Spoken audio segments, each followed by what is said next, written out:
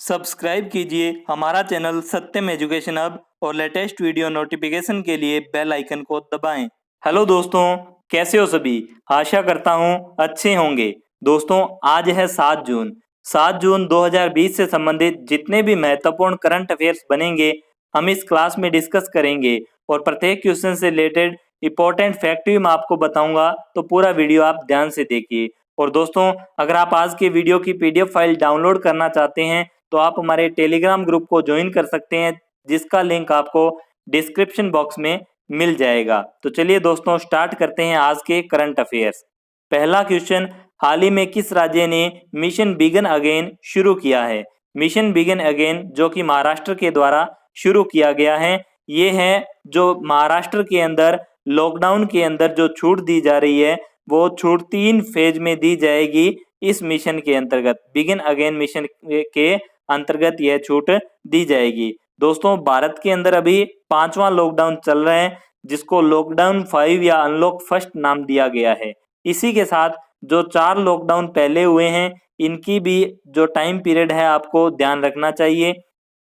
चारों लॉकडाउन के time period की अगर बात करें तो पहला लॉकडाउन 25 मार्च से 14 अप्रैल को हुआ था। दूसरा लॉकडाउन 15 अप्रैल से 3 मई तक था। तीसरा लॉकडाउन 4 मई से 17 मई तक था। चौथा लॉकडाउन 18 मई से 31 मई तक था। और 5वां लॉकडाउन जिसकी अवधि 1 जून से 30 जून तक है, जो अभी चल रहा है। तो ये ध्यान रखिए, बिगिन अगेन के अंतर्गत महाराष्ट्र की सरकार वहां की जनता को कुछ छूट प्रदान करेगी लॉकडाउन में, इसी का ही नाम है बिगिन अगेन। बात करें महाराष्ट्र की, तो महाराष्ट्र का जो गठन है 1 मई 1960 को हुआ था और यहाँ पर कुल 36 जिले हैं। यहाँ की राजधानी मुंबई है और ऐसा कहा जाता है कि जो समर राजधानी मुंबई है और विंटर राजधानी नागपुर है। दोस्तों, कमेंट बॉक्स में आप बताइए कि जो ये मुंबई है कौन से द्वीप पर बसा हुआ है? महाराष्ट्र की राजधानी मुंबई कौन से द्वीप पर बसी हुई है, ये आप कमेंट बॉक्स में बताइए। बात करें यहाँ के मुख्यमंत्री की, उद्धव ठाकरे, और यहाँ के राज्यपाल हैं भगत सिंह कोश्यारी, और यहाँ के मुख्य न्यायाधीश हैं दीपांकर दत्ता। निर्वाचन सीटों में यहाँ में लोकसभा की सीटें 48 हैं, राज्यसभा की सीटें 19 हैं, विधानसभा की सीटें 288 हैं और यहाँ पर विधान परिषद भी है, उसकी सीटें 78 हैं। ये आप ध्यान रखिए। यहाँ पर जो लोक नृत्य है वो काफी महत्वपूर्ण है। जो ये लावणी लोक नृत्य है, इसके बारे में काफी बार पूछा जाता है, तो इसके लोक नृत्य को भी डिस्कस करते हैं। लावणी, नकटा, तमाशा, मोनी, गफा, बहुधा, लेजम, गोरीचा, ललिता, लेजिम और पावंडा, ये लोक नृत्य हैं महत्वपूर्ण महाराष्ट्र के। यहाँ पर जो राष्ट्रीय उद्यान है, चांदोली राष्ट्रीय उद्यान, नवेगांव राष्ट्रीय उद्यान, संजय गांधी राष्ट्रीय उद्यान तथा तंसा अभ्यारण्य, तो ये महत्वपूर्ण अभ्यारण्य हैं और यहाँ पर राष्ट्रीय उद्यान है, तो इनको भी आप ध्यान रखिए।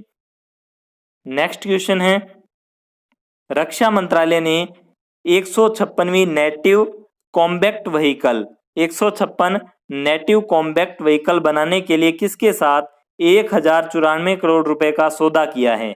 यानी 1094 करोड़ रुपए का ऑर्डर दिया है ऑर्डिनेंस फैक्ट्री बोर्ड को। Ordnance factory board 156 infantry combat vehicle बनाएगा, ये बात ध्यान रखिए, और इसका जो प्रस्ताव है रक्षा मंत्रालय के द्वारा भेजा गया है। बात करें ओएफडी की, ऑर्डिनेंस फैक्ट्री बोर्ड की, तो इसकी स्थापना 1712 में हुई थी।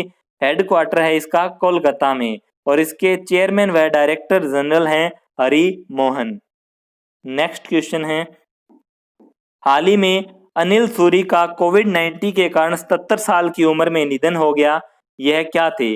अनिल सूरी जो कि एक प्रमुख निर्माता और निर्देशक थे, निर्माता निर्देशक थे, ये ध्यान रखिए। और इनकी प्रमुख फिल्मों के अंदर कर्मयोगिनी, बेगुनाह, इस टाइप की इनकी प्रमुख फिल्में भी थी। बेगुनाह फिल्म इनकी काफी मशहूर फिल्म थी, तो ये आप ध्यान रखिए। नेक्स्ट क्वेश्चन है, हाल ही में किसने safe online learning in the times of कोविड-19 नामक इंफॉर्मेशन बुकलेट लॉन्च किया है? तो ये जो बुकलेट है ये लॉन्च किया गया है रमेश पोखरियाल निशंक के द्वारा। रमेश पोखरियाल निशंक जो कि हमारे देश के केंद्रीय मानव संसाधन विकास मंत्री हैं, तो ये बात आप ध्यान रखिए। और बात करें इस बुकलेट की, तो इस बुकलेट को NCERT तथा यूनेस्को के द्वारा सम्मिलित रूप से मिलकर इसको तैयार किया गया है। तो इसे तैयार किया है NCERT तथा यूनेस्को के द्वारा। नेक्स्ट क्वेश्चन है, हाल ही में किस मंत्रालय ने विश्व पर्यावरण दिवस के अवसर पर #ICommit पहल शुरू की है? #ICommit पहल शुरू की है बिजली, नवीन और नवीनकरणीय ऊर्जा मंत्रालय के द्वारा। इसका उद्देश्य है भविष्य में जो ऊर्जा की खपत है उसको कम करना तथा ऊर्जा दक्षता में वृद्धि लाना। तो ये इसका महत्वपूर्ण उद्देश्य है, ये आप ध्यान रखिए। और बात करें बिजली, नवीन और नवीनकरणीय ऊर्जा मंत्रालय के मंत्री की, जो राज्य मंत्री हैं RK सिंह हैं। बात करें मानव संसाधन विकास मंत्री की, तो ये है रमेश पोखरियाल। बात करें कृषि एवं किसान कल्याण मंत्री की, नरेंद्र सिंह तोमर। और सूचना व प्रसारण मंत्री हैं प्रकाश जावड़ेकर। तो ये भी आप ध्यान रखिए। नेक्स्ट क्वेश्चन है, भारत में 1979 के बाद पहली बार AFC महिला एशियाई कप का आयोजन कब किया जाएगा? तो AFC महिला एशियाई कप का आयोजन 2022 में किया जाएगा। इससे पहले 1979 के अंदर इसे आयोजित किया गया था। आपको बता दें AFC अंडर 16 जो कप था उसका आयोजन 2016 में भारत में किया गया था। उसी के साथ फीफा अंडर 17 विश्व कप था, वो 2017 में भारत में आयोजित किया गया था। और फीफा अंडर 17 महिला विश्व कप 2021 में भारत में ही आयोजित किया जाएगा। तो ये बात भी आप ध्यान रखिए। अगर बात करें AFC की, तो AFC एशियन फुटबॉल कॉन्फेडरेशन स्थापना हुई थी 1954 में और इसका हेडक्वार्टर है कुआलालंपुर। और इसके अध्यक्ष हैं सलमान बिन इब्राहिम। और इसका मोटो है one Asia one goal. Next question है, Delhi land and finance limited DLF के नए चेयरमैन कौन बने हैं? DLF जो कि एक प्रॉपर्टी फर्म है दिल्ली की, इसके नए चेयरमैन बनाया गया है राजीव सिंह को। राजीव सिंह इसके नए चेयरमैन बने हैं।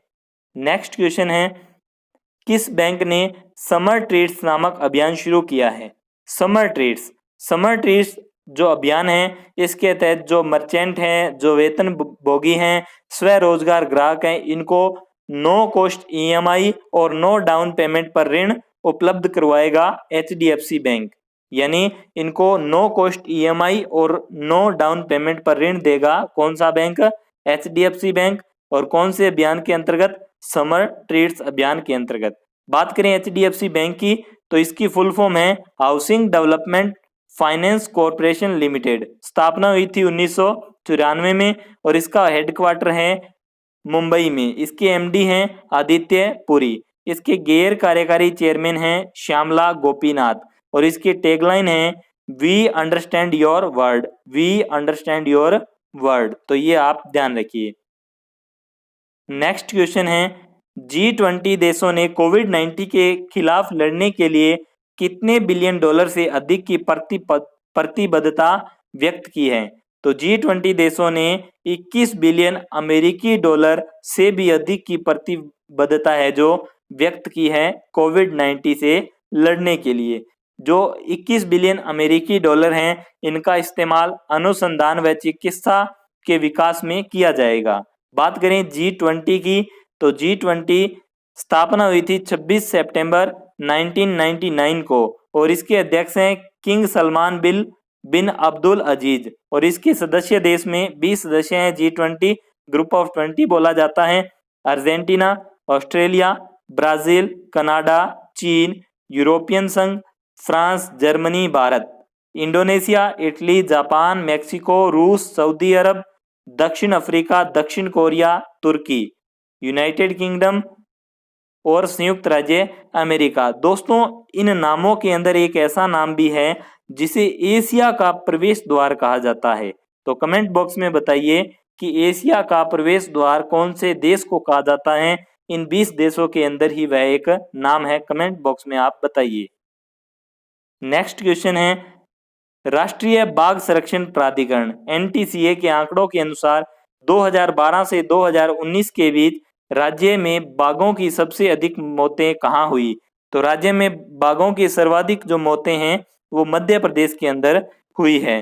कुल जो बाघ हैं 750 बाघों की मौत हुई थी। इसके अंदर 173 बाघ अकेले एमपी के अंदर यहाँ पर इनकी मृत्यु हुई थी। 2019 के अंदर बाघों की गणना की गई थी। इसके अंदर कुल जो बाघ थे वो 2967 बाघ थे और सर्वाधिक बाघ बताए गए हैं महाराष्ट्र के अंदर 526 बाघ। तो ये आप ध्यान रखिए। मध्य प्रदेश के अंदर कुल बाघ हैं 526 और पूरे भारत के अंदर जो बाघ हैं 2967 बाघ पूरे भारत के अंदर हैं, ये ध्यान रखिए। बात करें एमपी के गठन की 1 नवंबर 1956 को। इसमें वर्तमान में 52 जिले हैं। 3 जिले जो प्रस्तावित हैं, इसमें 3 जिलों में चाचौड़ा, नागदा तथा मेहर की घोषणा मार्च 2020 में की गई है, लेकिन अभी तक ये ऑफिशियली जुड़े नहीं हैं। इसकी राजधानी है, मध्य प्रदेश की राजधानी भोपाल है। यहाँ के मुख्यमंत्री हैं शिवराज सिंह चौहान। यहाँ के राज्यपाल हैं लालजी टंडन और यहाँ के मुख्य न्यायाधीश का नाम है अजय कुमार मित्तल। यहाँ पर निर्वाचन सीटों को देखा जाए तो लोकसभा की 29, राज्यसभा की 11 सीटें और विधानसभा की 230 सीटें हैं। राजकीय चिन्ह भी यहाँ के महत्वपूर्ण है, कई बार पूछ लिया जाता है। तो यहाँ का राजकीय पशु है बारहसिंगा। राजकीय पक्षी है शाह बुलबुल, जिसे दूधराज के नाम से जाना जाता है। राजकीय वृक्ष है बरगद। राजकीय फूल है सफेद लिली। राजकीय फसल है सोयाबीन और सोयाबीन से आपको ये भी ध्यान रखना है मध्य प्रदेश को सोया प्रदेश के नाम से भी जाना जाता है। राजकीय खेल है मलखंब और यहाँ के लोक नृत्य में ध्यान रखिए चारकुला और मटकी डांस। यहाँ पर जो राष्ट्रीय उद्यान महत्वपूर्ण है बांधवगढ़ राष्ट्रीय उद्यान, जो कि एक टाइगर रिजर्व भी है। कान्हा राष्ट्रीय उद्यान, ये भी एक टाइगर रिजर्व है। पन्ना राष्ट्रीय उद्यान, ये भी एक टाइगर रिजर्व है। सतपुड़ा राष्ट्रीय उद्यान, ये भी टाइगर रिजर्व है। वन विहार राष्ट्रीय उद्यान, पेंच या प्रियदर्शनी राष्ट्रीय उद्यान, ये भी एक टाइगर रिजर्व है। माधव राष्ट्रीय उद्यान और डायनासोर राष्ट्रीय उद्यान, ये आप ध्यान रखिए। यहाँ पर प्रसिद्ध बांधों की अगर बात करें तो इंदिरा सागर बांध, बारंगी बांध, नर्मदा बांध तथा ओमकारेश्वर बांध। ये क्रमशः नर्मदा नदी, गंगा सागर बांध और गांधी सागर बांध चंबल नदी पर है। तो ये आप ध्यान रखिए। यहाँ की जो प्रमुख जनजातियां हैं लंबाड़ी, गौड़, ये गौड़ जनजाति है, सर्वाधिक पाई जाती है एमपी के अंदर, ये बात भी ध्यान रखिए। तो दोस्तों ये थे आज के करंट अफेयर्स। आप इसी तरह डेली करंट अफेयर्स की क्लास अटेंड कीजिए। आज आपके लिए मेरे पास एक मोटिवेशन कुछ लाइंस हैं, वो आपको बताता हूँ और उस पर आप गौर जरूर कीजिएगा। ये बात अलग है कि तुम ना बदलो मगर जमाना बदल रहा है। ये बात अलग है कि तुम ना बदलो मगर जमाना बदल रहा है। गुलाब पत्थर पर खिल रहे हैं, चिराग आंधी में जल रहा है।